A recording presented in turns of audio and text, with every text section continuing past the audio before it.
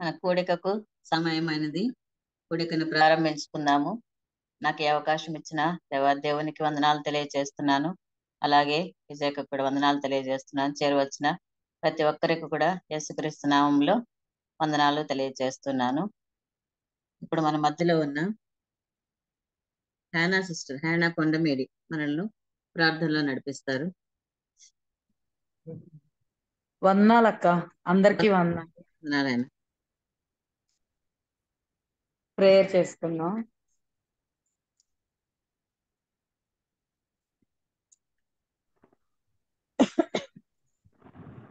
మహిమోన్నతుడా, సర్వాధికారి, సర్వ సృష్టికర్త, నిన్న నేడు రేపు ఏకరీతిగా ఉన్న దేవా, నీకు స్తోత్రాలు నాయన.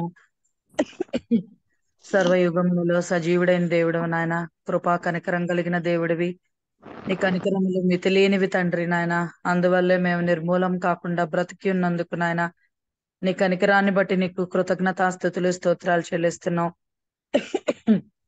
మా పాపములు, అపరాధములు, మా దోషములు భరింపజాలనివిగా ఉన్నప్పుడు దయాళుడివై మా ఎడల కనికరపడి మా పాపములు, మా రుణపత్రాన్నిటినీ కొట్టివేయడానికి ఆ కలువరి శిలువలో, ఆ మండుటెండలో, భూమికి ఆకాశానికి మధ్యలో మా కోసం వ్రేలాడదీబడి ప్రభా చనిపోయి మూడో దినమున మృత్యుంజయుడివై లేచి సాతాన్ తలను చితక్కొట్టి ప్రభా, ఓ మరణమా నీ ముల్లెక్కడ, ఓ మరణమా నీ విజయం ఎక్కడ అని మరణపు ముళ్ళును మరణపు శాసనాలను కొట్టివేసి మా కొరకు స్థలం సిద్ధపరచ వెళ్ళి మరలా రానయన్న మా పుణ్య దేవుణ్ణి, మా యేసుక్రీస్తు తండ్రి కుమార పరిశుద్ధాత్మ దేవుణ్ణి ప్రభా, ఈ సాయంకాల సమయం అందు చల్లని పూట ప్రభా నీ పాదాలను ఆశ్రయించి ప్రభా, బహుబలహీనులంగా నాయన నీ పాదాల దగ్గర కూర్చొని ఉన్నాం.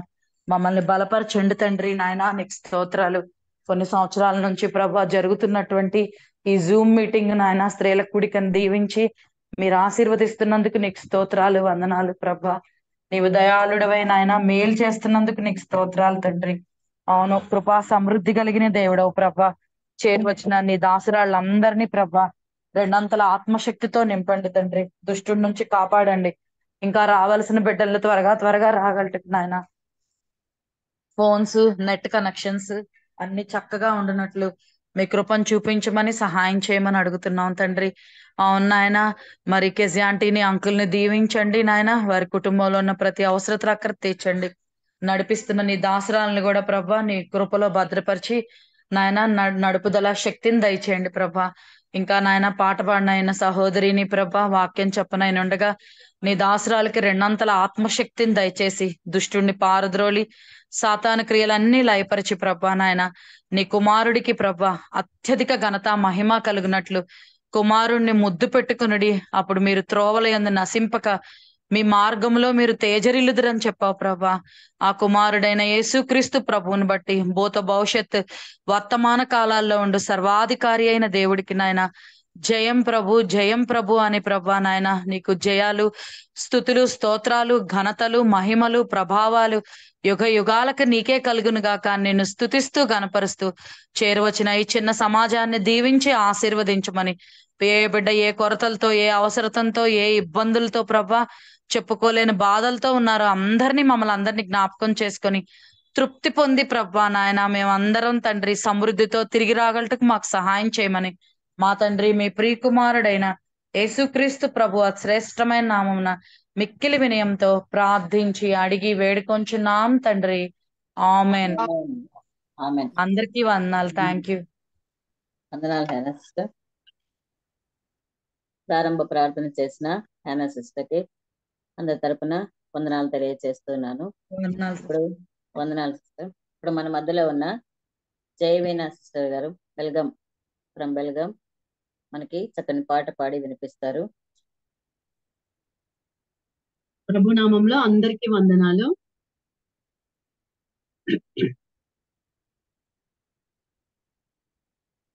నా యేసునాథ నీవే, నా ప్రాణదాత నీవే, నీ ప్రేమ చాలు నాకు, నాదా చోటు నీవే యేసయ్యా. నా యేసునాథ నీవే, నా ప్రాణదాత నీవే, నీ ప్రేమ చాలు నాకు, నాదా చోటు నీవే యేసయ్యా. నా జీవితాంతం నిన్నే స్తుతింతును, నే బ్రతుకు దినములు నిన్నే స్మరింతు.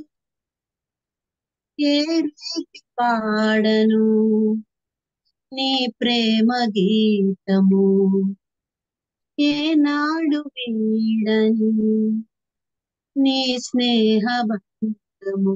నా యేసునాథ నీవే, నా ప్రాణదాత నీవే, నీ ప్రేమ చాలు నాకు, నా దాగు చోటు నీవే యేసయ్యా. నా దాగు చోటు నీవే యేసయ్యా.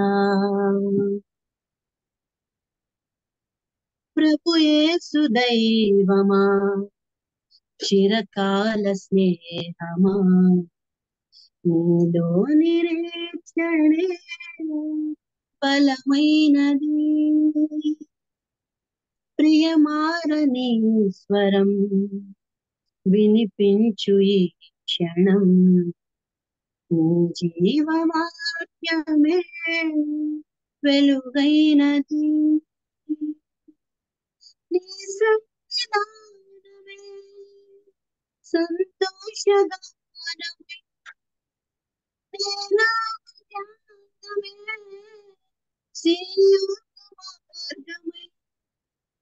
భయపడను నేనిక నీ ప్రేమ సాక్షిగా, గానమై రాగమై అనుదినం నిన్నే ఆరాధింతును. కలకాలం నీలో ఆనందింతును. నా యేసునాథ నీవే, నా ప్రాణదాత నీవే, నీ ప్రేమ చాలు నాకు, నా దాగు చోటు నీవే యేసయ్యా. కొనియాడి పాడనా, మనసార వేడనా, నీ ప్రేమ మాటలే విలువైనవి. ఎనలేని బాటలో వెనువెంట తోడుగా, నాయందు నీ కృప ఘనమైనది. నా నీతి సూర్యుడా, నీ ప్రేమ శక్తిగా,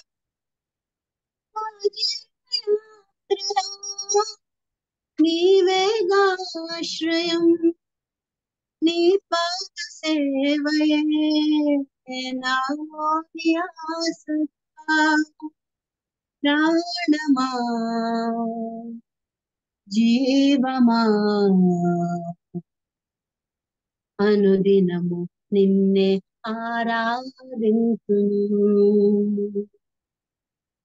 కలకాలం నీతో ఆనందింతును.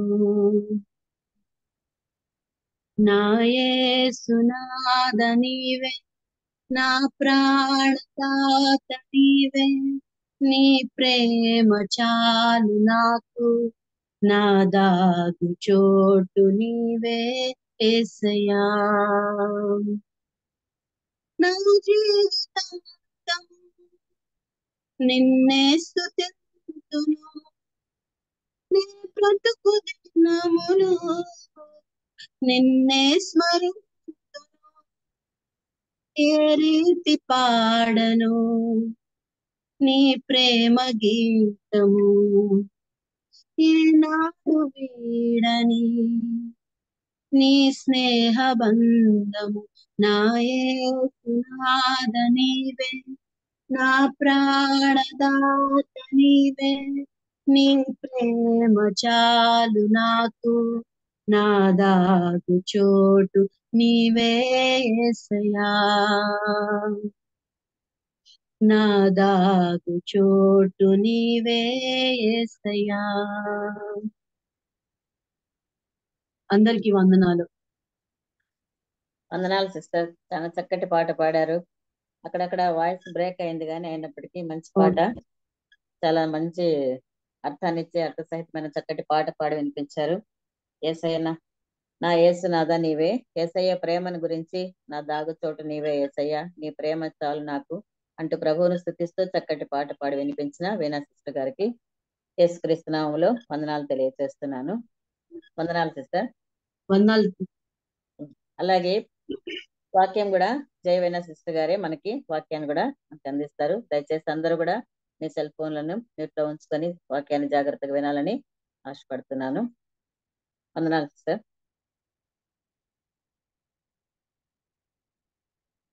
మీట్లో ఉన్నారు, వినిపించట్లేదు. అందరికీ వందనాలు. వందనాలు సిస్టర్, ఇప్పుడు వినిపిస్తాం.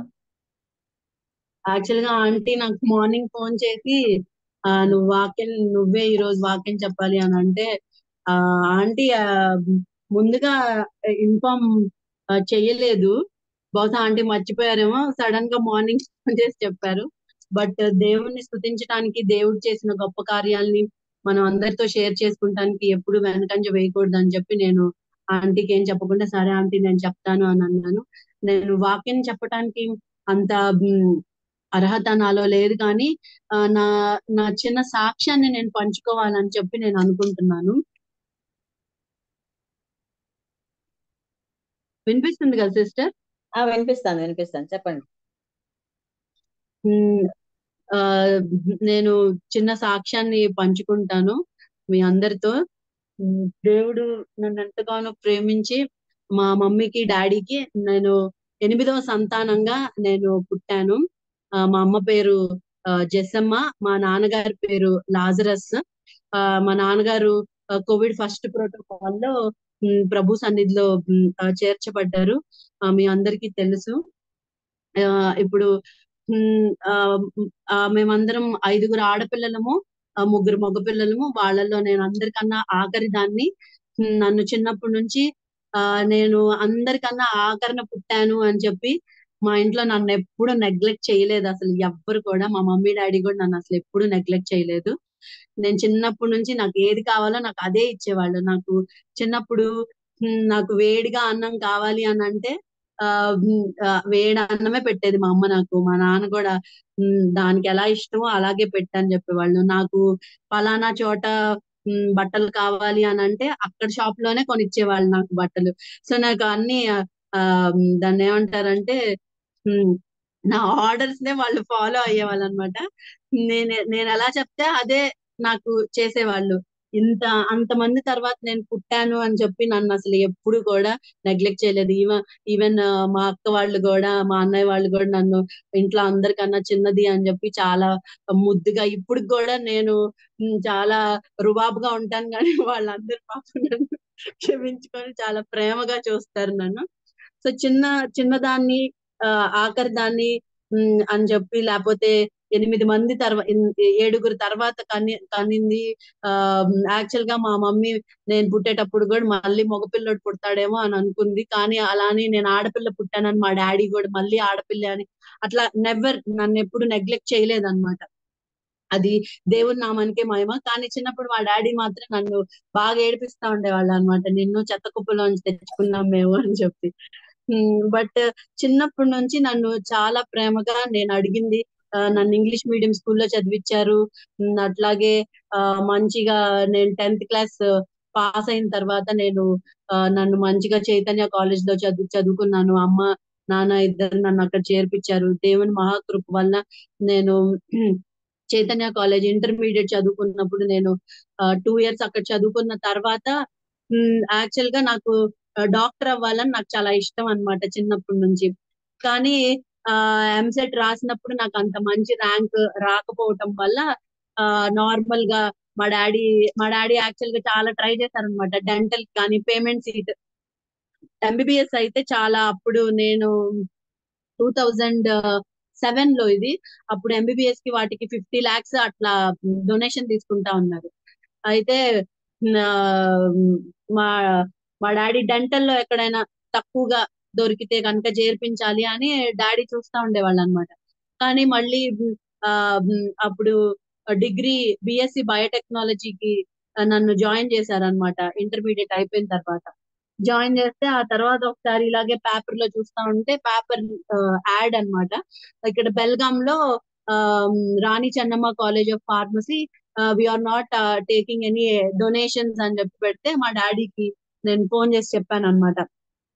డాడీ ఇలాగా ఫార్మసీ అంట, నేను చదువుకుంటాను అక్కడ, డొనేషన్ కూడా లేదంట డాడీ అని చెప్తే, సరే మా డాడీ వెంటనే అక్కడ బెల్గాంలో డాడీకి తెలిసిన వాళ్ళకి ఫోన్ చేసి ఆ కాలేజ్ మంచిదా కాదా అన్ని కనుక్కున్న తర్వాత సరే నువ్వు చదువుకుంటానంటే నేను జాయిన్ చేస్తాను అక్కడ అని చెప్పారు. ఆ అమ్మ కొంచెం వద్దనింది అనమాట. ఎందుకు అని అంటే నాకు కొంచెం హెల్త్ కూడా అప్పుడప్పుడు బాగుండేది కాదనమాట. అంత దూరం మా మమ్మీకి అంత దూరం పంపించడం ఇష్టం లేదు నన్ను. కానీ తర్వాత అమ్మ కూడా యాక్సెప్ట్ చేసింది. మమ్మీ డాడీ ఇద్దరు కలిసి నన్ను బెల్గాం తీసుకొచ్చి అక్కడ కాలేజ్ లో జాయిన్ చేశారనమాట బి ఫార్మసీకి. 2006 అక్టోబర్ లో నన్ను జాయిన్ చేశారు అక్కడ. జాయిన్ చేస్తే నేను చదువుకుంటా ఉన్నాను చక్కగా దేవుని కృప వల్ల. ఫస్ట్ ఇయర్ లో నేను స్కూల్లో నేను అంత బ్రిలియంట్ అయితే కాదు కానీ బట్ దేవుని మహాకృప వల్ల దేవుడు నాకు ఇచ్చిన జ్ఞానం, నేను సొంతగా చదువుకోవాలి అని ఇష్టం అయితే నాకు ఉండేది. అలాగే నేను హార్డ్ వర్క్ చేసేదాన్ని అనమాట. దేవుని ఇంకా హార్డ్ వర్క్ చేసేదాన్ని. దేవుడే నన్ను అన్నిట్లో మంచి మార్కులతో ఆ, మంచి మార్కులతో పాస్ చేయించాడు. 10th క్లాస్ లో కూడా నాకు దేవుని మహాకృపను బట్టి 80+% వచ్చింది. మళ్ళీ అలాగే ఇంటర్మీడియట్ లో కూడా 80+% వచ్చింది. అయితే ఫస్ట్ ఇయర్ బి ఫార్మసీ నేను చదువుతూ ఉండగా ఫస్ట్ ఇయర్ లో మాకు యాక్చువల్ గా మేమే ఫస్ట్ బ్యాచ్ అన్నమాట ఆ కాలేజ్ లో అక్కడ. అయితే సీనియర్స్ ఎవ్వరు లేరు, ఎలా చదువుకోవాలి ఏంటి కొన్ని కొన్ని అర్థమయ్యేవి కావన్నమాట మాకు. ఫస్ట్ ఇయర్ లో హ్యూమన్ అనాటమీ ఫిజియాలజీ అని చెప్పి ఒక సబ్జెక్ట్ ఉండేది. యాక్చువల్ గా చాలా ఈజీ సబ్జెక్ట్. మాకు టీచ్ చేసే టీచర్ ఏమో అది కొంచెం కాంప్లికేటెడ్ గా చేసి ఎంబీబీఎస్ లెవెల్ బుక్స్ చదవమని చెప్పేది అనమాట. అవి చాలా డీప్ గా ఉండేవి. అవి నేర్చుకోవటం అంటే మేము ఓన్లీ థియరిటికల్ గా చదవటం వేరు, ప్రాక్టికల్ గా నేర్చుకునే వాళ్ళం కాకపోవటం వల్ల ఆ సబ్జెక్ట్ నాకు కొంచెం టఫ్ గా అనిపించేది అనమాట. అలాగా ఫస్ట్ ఇయర్ లో నేను ఎగ్జామ్స్ రాసినప్పుడు ఆ సబ్జెక్ట్ లో నేను ఫెయిల్ అయ్యాను యాక్చువల్ గా. అయితే చాలా బాధపడేదాన్ని అనమాట. చాలా సైకలాజికల్ గా, అంటే అప్పటి వరకు నేను ఎప్పుడు ఫెయిల్యూర్ అనేది చూడలేదు అలాగా స్టడీస్ లో స్పెషల్లీ. అంటే తక్కువ మార్కులు రావటం అలా ఉండేది కానీ బట్ ఫెయిల్ అనేది అయితే ఎప్పుడు లేదనమాట. అయితే ఆ ఫస్ట్ ఇయర్ లో అలాగా ఫెయిల్ అయ్యేటప్పటికి నేను చాలా డిప్రెసివ్ గా నాకు అనిపించేది అనమాట. అలాగా ఉంటూ ఉండగా కానీ దేవుడు ఎంతో మహాకృపతో మళ్ళీ ఇమీడియట్ గా ఒక 3 months లో మాకు సప్లిమెంటరీ ఎగ్జామ్ జరిగినప్పుడు ఆ ఎగ్జామ్ నేను రాసి పాస్ అయ్యాను. పాస్ అయిన తర్వాత ఈ లోపు ఆ, మా పెద్దన్నయ్య స్పర్జన్ అన్న ఇలాగా అన్నయ్య ఎయిర్ ఫోర్స్ లో జాబ్ చేస్తూ ఉండగా అప్పుడు అన్నయ్యకి ఇక్కడ బెల్గాం కి ట్రాన్స్ఫర్ అయ్యింది అనమాట. సో అన్నయ్య కూడా ఇక్కడే వచ్చేసాడు ఇంకా బెల్గాం కి. అన్నయ్య నేను కలిసి మేమిద్దరం ఉండేవాళ్ళం అన్నమాట. దేవుని మహాకృప వల్ల ఆ తర్వాత ఎప్పుడు ఫెయిల్యూర్ అనేది లేదు. ఎంతో దేవుని కృప చేత అన్నయ్య కూడా ఉండేవాడు అతను. అంటే దేవుడు నా జీవితంలో హార్డ్ హార్డ్ గా అలా కొంచెం సేపు అంటే ఆ వేడిమి, ఆ హార్డ్ అనే వేడిమి కొంచెం నాకు తగలటం అయితే జరిగేది కానీ బట్ వెంటనే దేవుడు నాకు ఎంతో కృప చూపించేవాడు అనమాట. అన్నయ్య రావటం, అన్నయ్య నేను కలిసి ఉండటం, హోమ్ ఫుడ్ తినటం, అమ్మ నాన్న అక్క వాళ్ళు అందరూ వచ్చిపోతూ ఉండేవాళ్ళు. మళ్ళీ వెంటనే నాకు ఒక హోమ్లీ ఎన్వైరన్మెంట్ ని దేవుడు ఇచ్చాడు. అలాగా దేవుడు ఎంతో కృపతో బి ఫార్మసీ అయిపోయిన తర్వాత బి ఫార్మసీ 4 years దేవుని మహాకృప వల్ల ఇంకా తర్వాత ఎప్పుడు నేను ఎందులో ఫెయిల్ అవ్వలేదు. 4 years లో అన్నిట్లో దేవుని ఆ, కృప చేతనే నేను ఆ మంచి మార్కులతో పాస్ అవటం జరిగింది. ఆ తర్వాత 2010 లో నా బి ఫార్మసీ అయిపోయింది. ఆ తర్వాత అన్నయ్య కూడా మధ్యలో 2008 లో మ్యారేజ్, 2009 లో మ్యారేజ్ అయ్యింది. వదిన మళ్ళీ మా వదిన అన్నయ్య మళ్ళీ వదిన కూడా ప్రెగ్నెంట్ అవటం, చిన్న పాప పుట్టింది మా చెర్రోడు. మేమందరం హ్యాపీగా ఉంటున్నాము అంతా. ఈ లోపు మ్యారేజ్ విషయంలో కూడా ఇక్కడే చర్చికి వచ్చే వాళ్ళ ద్వారానే తెలుసుకోవటం, అలాగా మ్యారేజ్ కూడా 2012 లో నాకు జరిగింది. సో మ్యారేజ్ అయిన తర్వాత కూడా అంతా బాగుంది. నేను ఏ కాలేజ్ లో అయితే నేను చదువుకున్నాను, కూర్చో ఏ కాలేజ్ లో అయితే నేను చదువుకున్నానో ఆ కాలేజ్ లోనే నేను లెక్చరర్ గా జాయిన్ అయ్యాను అనమాట. లెక్చరర్ ఫస్ట్ ఒక ఫార్మస్యూటికల్ కంపెనీలో ఇక్కడ జాయిన్ అయితే అక్కడ నాకు అంత కంఫర్టబుల్ గా అనిపించలేదు. నేను ఒక్కదాన్నే ఆడపిల్లని ఉండేదాన్ని. క్వాలిటీ కంట్రోల్ డిపార్ట్మెంట్ లో నేను వెళ్ళి ఎక్స్పెరిమెంట్స్ అవి చేసేటప్పుడు అందరు జెంట్స్ చుట్టూతా ఉండేవాళ్ళు అనమాట. నాకు ఎందుకు అది నచ్చేది కాదు. అందుకని చెప్పి నేను అక్కడ మానేసేసి నాకు టీచింగ్ అంటే ఇష్టం అని చెప్పి నేను చదువుకున్న కాలేజ్ లోనే వేకెన్సీ ఉంటే డిప్లొమా ఇన్ ఫార్మసీ, అది 2 years కోర్స్ అన్నమాట. సో అందులో నేను లెక్చరర్ గా జాయిన్ అయ్యాను. ఆ తర్వాత మ్యారేజ్ అయిన తర్వాత కూడా నేను అక్కడే కంటిన్యూ చేస్తా ఉన్నాను. ఇక్కడే సంతోష్ బెల్లికట్టి అని చెప్పి తనతో నాకు వివాహం జరిగింది. ఆ తర్వాత మ్యారేజ్ అయిన తర్వాత కూడా జాబ్ చేస్తా ఉన్నాను. అంతా చక్కగా నడుస్తా ఉంది.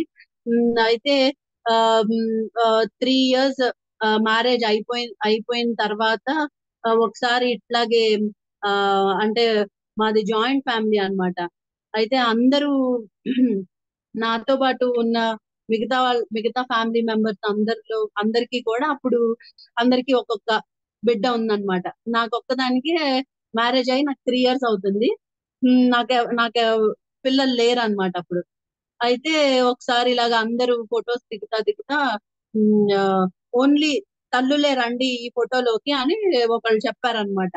అయితే నాకు ఆ రోజు మరి నేను తల్లిని కాదు కదా అని చెప్పి నన్ను ఎవరు అడగని కూడా అడగలేదన్నమాట అసలు. ఓన్లీ తల్లులు మాత్రమే రండి ఈ ఫోటో తీసుకుంటాకి అని చెప్పి ఇలాగా ఫ్యామిలీ అందరూ ఉండగా ఫోటోలు తీస్తా ఉంటే నేను పక్కకు వచ్చేసాను అనమాట. అయితే ఆ రోజు నాకు చాలా బాధగా అనిపించింది. అయితే నేను రోజు దేవుణ్ణి అడుగుతా ఉండేదాన్ని అనమాట. నాకు కూడా ఒక బిడ్డ కావాలి ప్రభా అని చెప్పి నేను అడుగుతూ ఉండగానే అలాగే దేవుడు నా ప్రార్థన ఆలకించి నాకు మొదటిగా ఒక కుమార్తెనిచ్చాడు. తను అవియానా బెలికట్టి. అయితే ఆ పాప పుట్టింది చక్కగా. ఆ పాపను కూడా దేవుడు ఎంతో కృపతో అన్నిట్లో బానే ఉంది. ఈ లోపు 2016 లో ఫస్ట్ పాప పుట్టింది. ఆ తర్వాత ఒక్కళ్ళే ఉంటే చాలా పొసెసివ్ గా అయిపోతా ఉంటారు. అన్ని వాళ్ళకి ఇంకొకళ్ళు కూడా ఉంటే బాగుంటది అని చెప్పి మళ్ళీ నేను సంతోష్ ఇద్దరం మేము ఇంకొక బిడ్డ కూడా కావాలి ప్రభా అని చెప్పి మేము అడుగుతా ఉంటుంటే ఫస్ట్ పాప పుట్టడానికి కూడా నేను చాలా డాక్టర్ దగ్గర నేను చాలా ట్రీట్మెంట్ తీసుకున్నాను అనమాట. ట్రీట్మెంట్ తీసుకున్న అన్ని సార్లు నాకు ఎప్పుడు కన్సెప్షన్ జరగలేదు. దేవుని మీదే ఆధారపడినప్పుడు నేను కన్సీవ్ అయ్యాను ఫస్ట్ టైం. సెకండ్ టైం కూడా అలాగే దేవుణ్ణి అడుగుతా ఉంటే సెకండ్ టైం కూడా కన్సీవ్ అవ్వటానికి దేవుడు ఎంతో కృప చూపించాడు. అయితే ఆ సెకండ్ టైం కన్సీవ్ అయ్యాను, అంత బానే ఉంది, హ్యాపీగా అనిపించింది. ఈ లోపు కోవిడ్ వచ్చింది, లాక్డౌన్ పడింది, ఎవరు కలుసుకుంటాకి లేకపోయింది.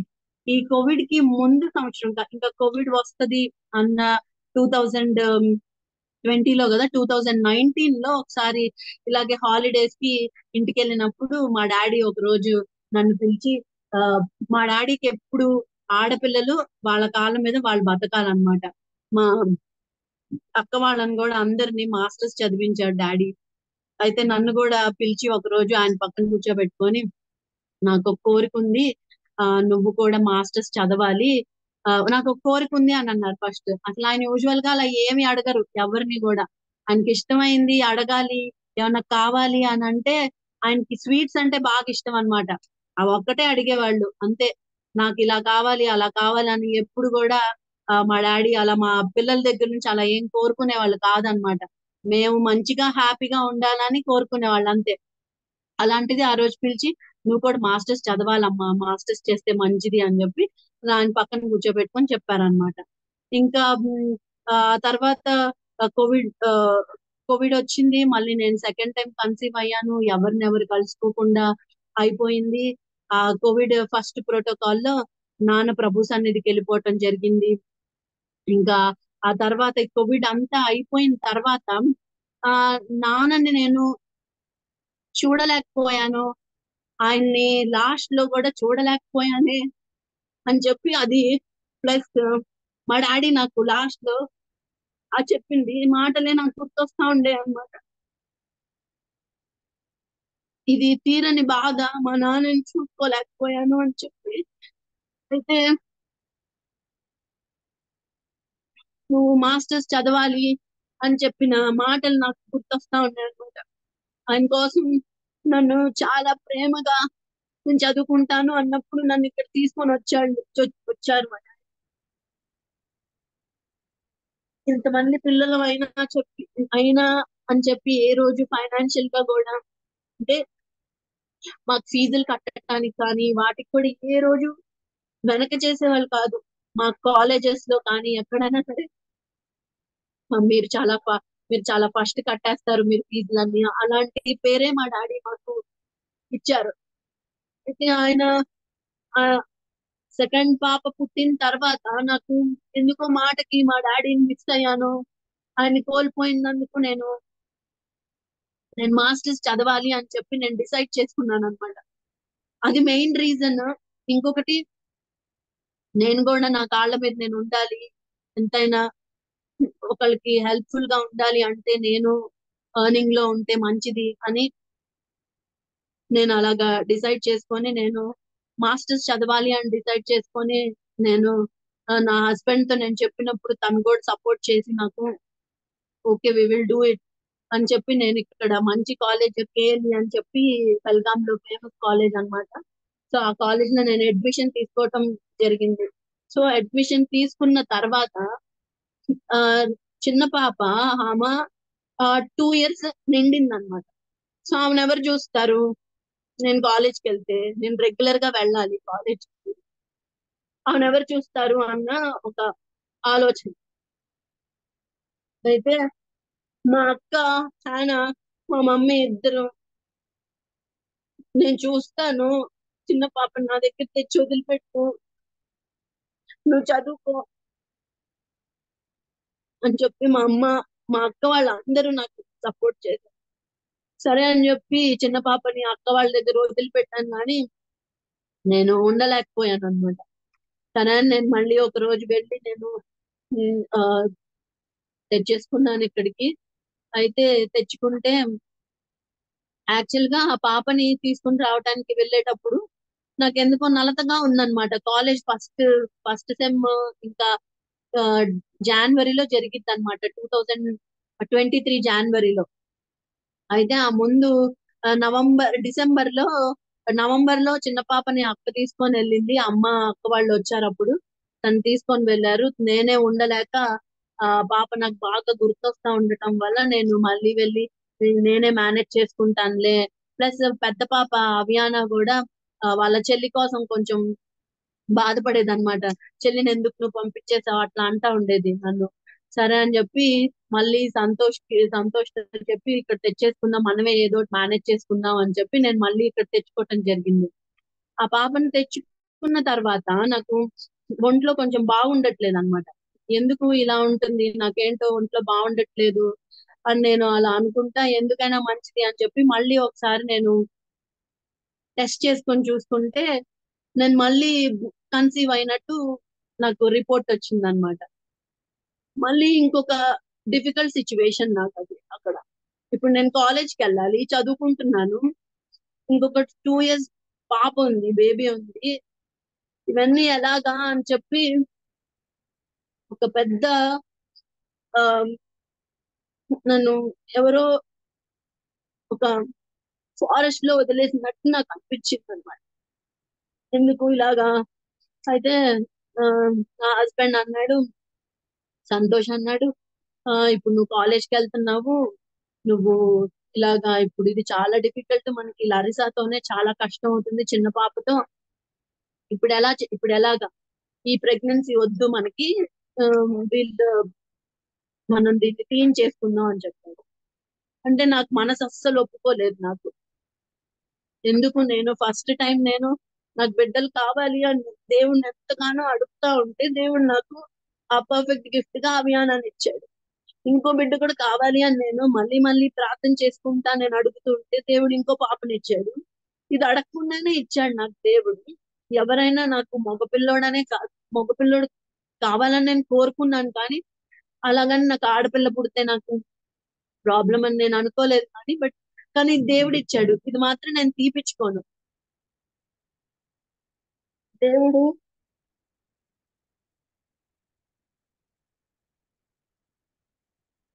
అయితే ఫస్ట్ చాలా రోజులు తను నాకు వద్దంటే వద్దు అని చెప్పాడు అనమాట. చెప్తే నేను మా మమ్మీకి చెప్పాను ఇలాగా అని చెప్తే, మా మమ్మీ నేనైతే నిన్ను తీపిచ్చుకోమని చెప్పను, కానీ మీరిద్దరు డిసైడ్ చేసుకోండి ఏం చేయాలి అని అనింది. అంటే నేను మాత్రం సంతోష్కి చెప్పాను, నేను నా మనసు ఒప్పుకోవట్లేదు, యాజ్ అ బిలీవర్ నేను ఈ పని చెయ్యను కూడా. నాకు కావాలి అని అన్నప్పుడు నేను దేవుడిని అడిగితే దేవుడు ఇచ్చాడు. ఇప్పుడు నేను అడగకుండానే దేవుడు నాకు ఇది ఇస్తున్నాడు. ఏదైనా సరే నేను దీన్ని ఫేస్ చేస్తాను.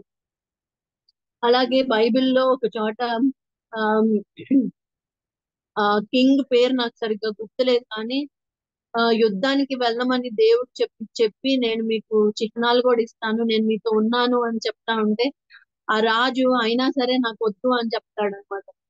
నాకు ఒకటే అనిపించింది, దేవుడు నేను అన్నిట్లో నీతో ఉన్నాను, ఆయనే నాకు తోడుగా ఉంటే నేను ఎంతటి విజయాన్నైనా నేను సాధించగలను అన్న ఆ నిరీక్షణ, ఆ ఆ ఆ యొక్క ఆ ఆ మాటలు నాకు మనసులో అనిపిస్తా ఉండేది. అలాగని నేను రోజ్ బాటలో నేనేం నడవలేదు, పూల బాటలో నేనేం నడవలేదు. నాకు హార్డ్షిప్స్ అయితే చాలా అనిపించాయి, కానీ ఆ హార్డ్షిప్స్ అన్నిట్లో కూడా దేవుడు నాతో నా వెంటగానే ఉన్నాడు, నన్ను నడిపిస్తా ఉన్నాడు. అలాగే నేను ఆ కాలేజ్ లో కూడా నేను ఫస్ట్ సెమిస్టర్ రాశాను.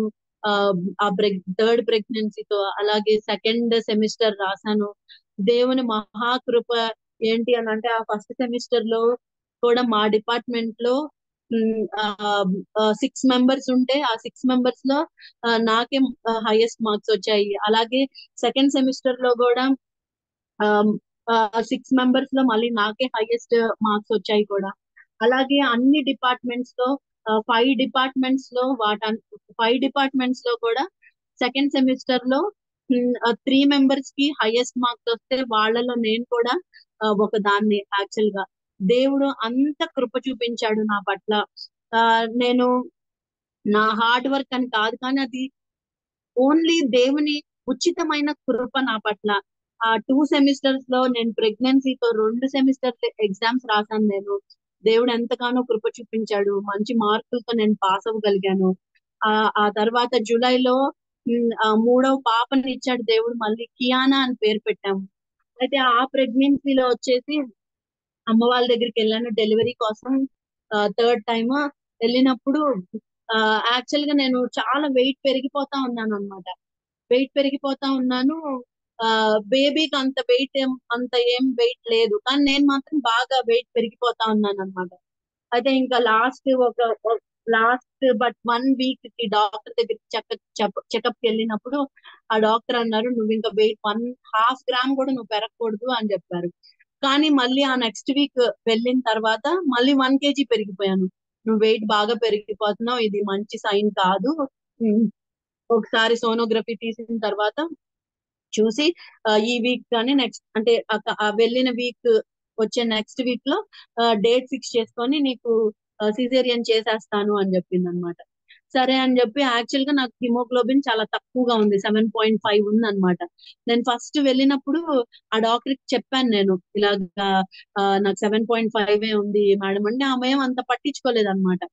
ఇంకా డెలివరీ డేట్ జూలై 20th చేస్తాను నీకు అని చెప్పింది అనమాట. ఇంకా అమ్మ అందరం కూడా మేము ప్రిపేర్డ్ గా ఉన్నాము. ఇంకా రేపు 19th నైట్ నేను హాస్పిటల్ కి వెళ్ళి అడ్మిట్ అయిన తర్వాత నెక్స్ట్ డే మార్నింగ్ అన్నమాట ఆపరేషన్. అయితే 19th నైట్ వెళ్ళి అడ్మిట్ అయిన తర్వాత నీకు బ్లడ్ చాలా తక్కువగా ఉంది, నీకు బ్లడ్ ఎక్కించాలి అంటే. నాకు అస్సలు అది ఇష్టం లేని పార్ట్ అన్నమాట. ఎందుకంటే వేరే వాళ్ళ బ్లడ్ మనం ఎక్కించుకోవటం ఏంటి, నాకు అందులో మెడికల్ ఫీల్డ్ లో ఉన్నాను కాబట్టి అది నాకు అస్సలు ఇష్టం లేదనమాట. నేను చాలా ఏడ్చాను ఆ రోజు రాత్రంతా కూడా. నాకు అది ఇష్టం లేనే లేదు నాకు ఈ బ్లడ్ ఎక్కించుకోండి. అందుకైతే నేను ఈ సి సెక్షన్ రేపటికి ప్రోగ్రామ్ చేశారు కదా, ఈ వారం ఇప్పుడు వద్దు నాకు అసలు. అందుకైతే నేను ఇంకో 2 వీక్స్ ఆగుతాను. మీరు ఈ జూలై మంత్ ఎండ్ కి నాకు చెయ్యండి. నేను ఐరన్ సుక్రోజ్ షార్ట్ తీసుకుంటాను. అవి ఇమీడియట్ గా మనకి హిమోగ్లోబిన్ రేస్ చేస్తుంది. అంటే ఇమీడియట్ గా ఒక 2 వీక్స్ పడుతుంది అనమాట, 2 to 3 weeks. యూజువల్ గా 1 month బిఫోర్ ఇస్తారు అవి. ఇంకా డెలివరీ 1 month బిఫోర్ ఉండగా బాగా హిమోగ్లోబిన్ తక్కువ ఉంటే కనుక ఐరన్ సుక్రోజ్ షార్ట్స్ ఇస్తారు అలాగా. నేను ఆమెకు చెప్పాను అనమాట, చూడు ఇంకా నువ్వు ఆల్రెడీ చాలా వెయిట్ పెరుగుతున్నావు, ఇంకొద్దు అలాగా. అయినా నీకు రేపు కనుక ఐరన్ సుక్రోజ్ షార్ట్స్ ఇచ్చినా సరే అది నీకు ఇమీడియట్ గా ఇంకొక 2-3 weeks కావాలి నీకు అది పెరగటానికి. నువ్వు ఒకవేళ ఈ బ్లడ్ ఎక్కించుకోకుండా రేపు ఆపరేషన్ బెడ్ మీద ఏమన్నా అయితే కనుక చాలా రిస్క్ అవుతుంది, వద్దు అలాగా. ఏం కాదు, ఇప్పుడు అన్ని సేఫే, అన్ని టెస్ట్ చేసే ఇస్తున్నారు అని చెప్పి మా అన్నయ్య, మా పెద్దక్క బుజ్జక్క, విజయక్క ఇద్దరు కూర్చొని నాకు బాగా చెప్పారనమాట. ఇంకా ఆ రోజు ఏడ్చి ఏడ్చి సరే అని చెప్పి అది ఎక్కించుకున్నాను. నెక్స్ట్ డే మార్నింగ్ నేను ఆపరేషన్ కి నన్ను తీసుకొని వెళ్ళారు. అయితే ఆపరేషన్ చేసి అంతా అయిపోయిన తర్వాత ఆ డాక్టర్ బయటకు వచ్చి మా మమ్మీకి చెప్పింది అనమాట. ఏంటి అని అంటే, ఉమ్మ నీరు 1/2 స్పూనే ఉందంట. నాకు ఉమ్మ నీరు పోతున్నట్టు నాకు అసలు తెలియలేదు, కొంచెం కూడా నాకు తెలియలేదు. అయితే 1/2 స్పూనే ఉంది. ఈ చిన్న పాపని మీ దేవుడే రక్షించాడు. ఉమ్, ఆ, ఉమ్, మీ అమ్మాయిని, ఈ చిన్న పాపని మీ దేవుడే రక్షించాడు అని చెప్పాడు. అలాగా దేవుడు ఎంతో కృప చూపించి, అంటే ఆ హార్డ్ గా తీసుకొని వెళ్ళి కొంచెమే ఆ చురుగ్గా అలా అనిపించి ఆ నొప్పి పోయేలాగా చేశాడనమాట. అందుకని చెప్పి ఆ చిన్న పాపకి మేము Kiana, she living with grace అని పేరు పెట్టాం అనమాట. హీబ్రూ లాంగ్వేజ్ లో she living with grace. Grace అంటే కృప కృపను బట్టి తను జీవిస్తుంది అనే అర్థం వచ్చేలాగా మేము ఆ చిన్న పాపకి పేరు పెట్టాము, కియానా అని చెప్పి. ఇంకా దేవుని మహాకృపను బట్టి ఆ చిన్న పాప విషయంలో కూడా దేవుడు ఎన్నో అద్భుతాలు చేశాడు. యాక్చువల్ గా మేము 141 days కే ఆ పాపకి 3 vaccinations ఇచ్చేయటం జరిగింది. అది ఒక చిన్న మిస్టేక్. హాస్పిటల్ వాళ్ళు 2 months తర్వాత ఇవ్వవలసిన వ్యాక్సినేషన్ డేట్స్ తప్పు డేట్స్ వేయటం వల్ల మేము 41 days కే ఇచ్చేసేయటం జరిగింది. అది కూడా మేము 1 month తర్వాత మళ్ళీ మేము చూసుకున్నాం. యాక్చువల్ గా దేవుని మహాకృప వల్ల ఆ పాపకు ఆ వ్యాక్సినేషన్స్ ఎఫెక్ట్ కానీ ఏమీ జరగలేదు, ఏ హాని జరగలేదు ఆ పాపకి. ఆ తర్వాత మేము తెలుసుకున్న తర్వాత డాక్టర్ దగ్గరికి వెళ్ళి ఇలా చెప్తే, వ్యాక్సినేషన్స్ ఎప్పుడైనా సరే లేట్ గా ఇవ్వటం జరుగుతుంది, కానీ ఇలాగ ప్రీ వ్యాక్సినేషన్ ఇంత ఎర్లీగా ఇవ్వటం మేము కూడా చూడలేదు, అసలు ఇది స్టడీ చేయాలి అని ఒక పీడియాట్రిషియన్ చెప్పాడు. ఇంకొక ఆయన బాగా ఎక్స్పీరియన్స్డ్ పీడియాట్రిషియన్ మాకు తెలిసిన ఆయన అడిగితే, పాపకి ఏం అవ్వలేదు కదా, ఏమన్నా అయినా సరే విదిన్ 24 hours లో అది ఎఫెక్ట్ చూపిస్తుంది. సో ఇప్పుడైతే పాప సేఫ్, ఇన్ని రోజులు అయిన తర్వాత ఇంకా మీరు అసలు అంత భయపడాల్సింది ఏం లేదు అని చెప్పి డాక్టర్స్ చెప్పడం జరిగింది అనమాట. అలాగా దేవుడు ఎంతో ఎంతో కృపతో నా పట్ల ఆయన ఆ అందుకే పౌలు అంటాడు కదా, your grace is sufficient for me అని చెప్పి. ఆ వాక్యం నా జీవితంలో 100కి 100%, హిస్ గ్రేస్ ఇస్ సఫిషియంట్. అంతే, ఆయన కృపతోనే నాకు నా జీవితంలో అన్ని మేలులతో దేవుడు నన్ను నింపుతున్నాడు. అలాగే మళ్ళీ రీసెంట్ గా కూడా ఇంకొక చిన్న ఇన్సిడెంట్ ఏం జరిగింది అంటే, నేను చెప్పాను కదా కాలేజ్ లో కూడా ఇలాగా నేను హైయెస్ట్ మార్క్స్ నాకు వచ్చాయి అని చెప్పి. అయితే ఎవ్రీ ఇయర్ కాలేజ్ లో ఫన్ డేస్ అని చేస్తా ఉంటారు, ఇలాగా సారీ డే అలా అందరికి తెలుసు. అలాగా జరుగుతా ఉంటే ఆ నేను నేను యూజువల్ గా వెళ్ళను అనమాట. ఇంకా పాప ఉంది కదా, ఎలాగో నాకు ఒక ఛాన్స్ దొరికితే నేను కాలేజ్ కి వెళ్ళకుండా ఇంట్లోనే ఉండి చూసుకోవాలని చూస్తా ఉంటాను. సో ఆ ఫన్ డేసే కదా, నేనేం చేసేది ఏముంది అక్కడ అని చెప్పి నేను 4-5 days నేను వెళ్ళలేదు ఆ కాలేజ్ కి. అయితే ఆ ఫన్ డేస్ అయిపోయిన తర్వాత ఒక 2-3 days బ్యాక్ నాకు తెలిసిన ఒక అమ్మాయి, ముగ్గురికి ఎవరైతే హైయెస్ట్ మార్క్స్ వచ్చింది అని చెప్పాను కదా, ఆ ముగ్గురులో ఒక అమ్మాయి తను వాట్సాప్ లో పెట్టుకుంది అనమాట స్టేటస్ లో, అకాడమిక్ ఎక్సలెంట్ అవార్డ్ అని చెప్పి. అదేంటి, నన్నెందుకు పిలవలేదు, అకాడమిక్ ఎక్సలెంట్ అవార్డు నాకు కూడా రావాలి కదా, నాకు కూడా హైయెస్ట్ మార్క్స్ వచ్చాయి కదా, నాకెందుకు రాలేదు అని చెప్పి నేను వెళ్ళి ఫైండ్ అవుట్ చేసుకున్నాను అనమాట. ఫైండ్ అవుట్ చేసుకుంటే ఎవ్వరు అసలు నాకు ప్రాపర్ రెస్పాన్స్ ఇవ్వలేదు. ఆ అమ్మాయి ఎవరికైతే అకాడమిక్ ఎక్సలెంట్ అంటే టోటల్ డిపార్ట్మెంట్స్ అన్నిట్లో అందరికన్నా హైయెస్ట్ వచ్చిన వాళ్ళకి ఇచ్చారనమాట. అయితే యాక్చువల్ గా ఆ, దేవుడి కృపను బట్టి అది నాకు రావాల్సింది ఆ అమ్మాయికి ఇచ్చారు. సరే, నాకు అంటే ఒక పాయింట్స్ లోనే డిఫరెన్స్ అనమాట. తనకి ఆ, ఆ, నాకు ఒక సెమిస్టర్ లో సేమ్ వచ్చాయి, ఇంకో సెమిస్టర్ లో తనకన్నా ఒక 2 పాయింట్స్ ఎక్కువ నాకు వచ్చాయి యాక్చువల్ గా.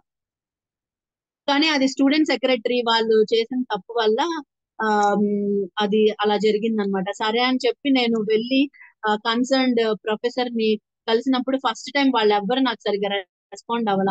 అయితే ఆ రోజు చాలా బాధగా అనిపించి, ఆమ్, దేవా, ఉమ్, నువ్వెందుకు ఇలా చేసావని నిన్ను క్వశ్చన్ నేను చెయ్యను, కానీ ఎందుకో అందినట్టే ఉంటున్నాయి కానీ నేను వాటిని పుచ్చుకోలేకపోతున్నాను కొన్నిసార్లు ప్రభా, నాలో ఏముంది ప్రభా అని చెప్పి నేను చాలా ఆ ప్రేయర్ చేసుకున్నాను ఆ రోజు. మా మమ్మీకి కూడా చెప్పాను, అందరు నా కోసం ప్రేయర్ చేశారు. అయితే ఈ రోజే నాకు మళ్ళీ వెళ్ళి నేను కలిస్తే, ఆర్ సారీ, యాక్చువల్లీ అది చాలా మిస్టేక్, కొంచెం చిన్న మిస్టేక్ జరిగింది, నీ అవార్డు తప్పకుండా నీకు దొరుకుతుంది, we will call you in few days అని చెప్పి మళ్ళీ నాకు దేవుని కృపను బట్టి ఈ రోజు మళ్ళీ అలాగా చెప్పటం జరిగింది అనమాట. అలాగా దేవుని మహా కృపతోనే ఆ నేను ముందుకు వెళ్తున్నాను. ఆయన కృప, ఆయన తోడు, ఆయన సహాయం లేకపోతే నేను 1 స్టెప్ కూడా నేను ముందుకు వెళ్ళలేను అనమాట. అలాగా దేవుడు ప్రతి విషయంలో కూడా నేను ఈ మాస్టర్స్ చదివే ఇంకొక 2 మంత్స్ లో దేవుని మహాకృప వల్ల ఈ మాస్టర్స్ నేను ఫైనల్ గా కంప్లీట్ చేసేస్తాను. మీరందరూ కూడా నా కోసం చాలా ప్రార్థించారు. కోవిడ్ లో ప్రెగ్నెన్సీలో ఉన్నప్పుడు మీరు నా కోసం ప్రేయర్ చేశారు, ఎస్టర్ ప్రేయర్ గ్రూప్. మళ్ళీ థర్డ్ ప్రెగ్నెన్సీలో కూడా నేను అందరికి చెప్పలేదు, కానీ బట్ ఆ కాలేజ్ ఇవన్నీ చాలా మెంటల్ గా కూడా చాలా నాకు ఆ అది చాలా హెక్టిక్ గా ఉండే అన్నమాట. తలలో చాలా భారంగా అనిపించేవి చాలా విషయాలు నేను ఆ చేసుకోలేకపోయేదాన్ని. కానీ దేవుడు ఎంతో కృప చూపించాడు నాకు. ఆయన కృప లేకపోతే కనుక నేను ఇవన్నీ చేసుకోలేకపోయిండేదాన్ని. చాలా సార్లు బాధ కలిగేది, అయినా సరే వాటన్నిటిలో దేవుడు నాకు తోడుగా ఉండి నన్ను ముందుకు నడిపిస్తున్నాడు. అది నా దేవుని కృప. ఇంకా నా కుటుంబం ప్రార్థనలు, నా కుటుంబం నా అమ్మ, అక్క వాళ్ళు, అన్నయ్య వాళ్ళు అందరి ఆ వాళ్ళ సహాయంతోనే మళ్ళీ సంతోష్ కూడా ఎంతో సపోర్టివ్ గా ఉంటాడు. తను కూడా నన్ను అన్ని విషయాల్లో ఆమ్, ముందుకెళ్ళటానికి నాకు దేవుడు వీళ్ళందరి ద్వారా నాకు సహాయం దొరికింది. అది దేవుని నామానికి మహిమ. అసలు నేను మనుషులకి ఇది ఆ ఉమ్, ఆ, వాళ్ళకి కాదు ప్రైజ్, కానీ కేవలం దేవుని కృప అంతే. ఆయన కృపను బట్టే నేను ముందుకెళ్తా ఉన్నాను. అలాగా దేవుడు నన్ను అన్ని విషయాల్లో సహాయం చేస్తూ నడిపించాడు. ఈ చిన్న సాక్ష్యాన్ని మీ అందరితో పంచుకుంటానికి సహాయం చేశాడు. అలాగే ఆమ్, మీరందరు కూడా నా కోసం ఎప్పుడు మీ ప్రార్థనలో ఉంచుకుంటారు. అందుని బట్టి దేవుని నామానికి మహిమ. మీ అందరికీ ఆ, ఉమ్, చాలా చాలా థ్యాంక్ యూ చెప్పుకుంటున్నాను. ఈ చిన్న సాక్ష్యాన్ని దేవుడు దీవించును గాక.